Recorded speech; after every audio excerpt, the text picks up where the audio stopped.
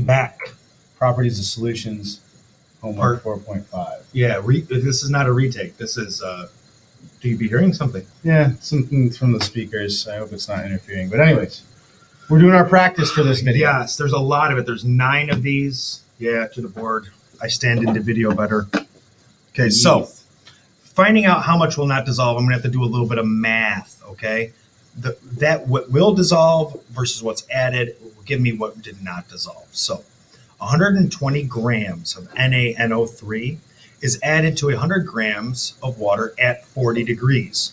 So let's find my 40 degrees, let's find my 120 grams and plot that, okay? Now, I should be able to dissolve about 105 grams. So 105 grams will dissolve, okay? I'm going to do some subtraction. I added 120 grams. How much didn't dissolve? 15 grams. And if when you're doing this, you do 120 minus 105, I'm okay with that. You're still going to get 15. How about these? Absolute value sign. Yeah. So funny, there's your marker. Oh, boy. How much did not dissolve? We did it. 15 grams did not dissolve. So let's do the next one. Change the temperature. Ooh, this one's going to be fun. We're going to slide down the curve. Okay? So first, let's figure out where we're at. 110 grams of KNO3. Okay? Yeah, that's the mathematical equation we're going to end up using. We're just going to subtract the two numbers, guys. Okay, so 62 degrees, 110 grams. They should about line up, right? Good. So what happens if I cooled that to 48 degrees? So we'll find 48 degrees, follow it up the line, and see where we end up. Now, see, there's a difference in grams. That difference in grams is 110 minus 180, which is, Monica's going to write this. I think he can do the math himself. Watch. I just realized there's some Pythagorean theorem maybe going on, but I'm not going there right now. Yeah, because that's not a triangle, pal. Just saying that's not necessarily a straight line. That one's pretty close, but we're not doing that. No, it's 110 minus 180. So 30 grams dropped out of solution because when I went down to 48 grams, 48 degrees, that solvent can only hold 80 grams of solute. And I had 110 grams in there, so 30 fell out. So when I tell you we're going to play games with this chart, I think you get a feeling for what I'm saying. We've got to be able to manipulate the information that we give it. Okay? Now, it says finding solubility when the amount of solvent is greater or less than 100 grams. This is a classic Regents trick to play on us. That 200 grams is important because notice this chart is based on 100 grams of water.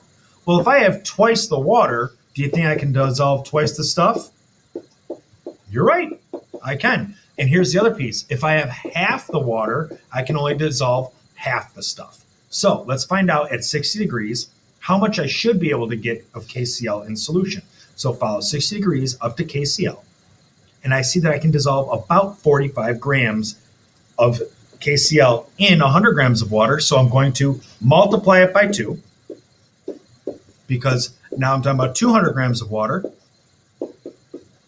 right? And now I get 90. Good.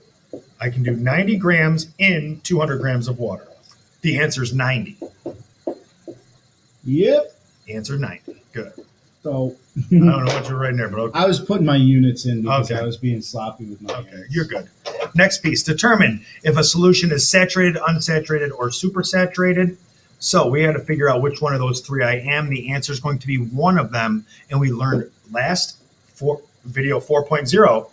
Above the line, supersaturated. On the line, saturated. Below the line, unsaturated. So let's plot this and see where I come out. 60 grams at 20 degrees is there, and I am under the line. Under the line means unsaturated. I like that those uns match up. Under equals unsaturated.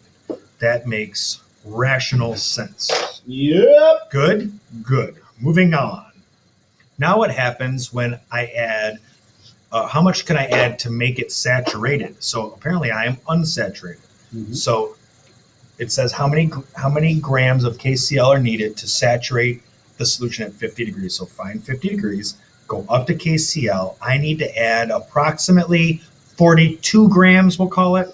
If you wrote 43, I'm going to give it to you. If you wrote 41, I'm going to give it to you. You're going to see me write that squiggle in front, which mathematically means approximately.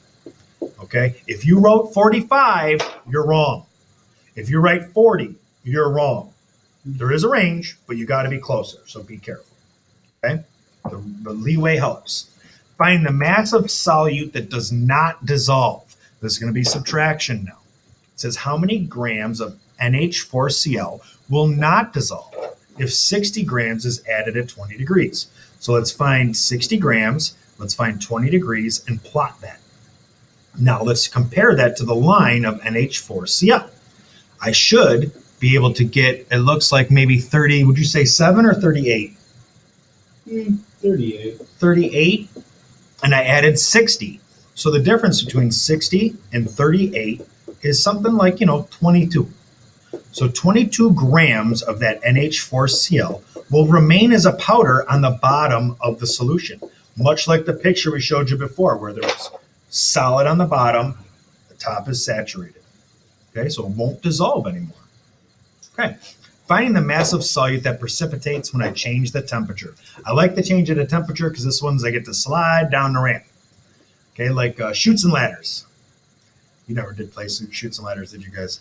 Huh. We grew up on it. All right, 60 to 30. So I got to find out 60 grams or 60 degrees. How many grams of NaNO3 can I get in there? Monaco says about 125 grams. But at 30, I can hold 95. So let's subtract the two. 125 minus 95 gives me approximately 30 grams of NaNO3 that will fall out of solution and precipitate as a solid on the bottom of the beaker. As the temperature changes. Because the temperature, right, the solvent can only hold 95 grams of solute now at that temperature. So that is not a double replacement reaction that precipitates. That is just the solute going back into the solid phase. Okay, good. Find the mass of solute that could be added after a change in solvent temperature. Okay, good. So another one.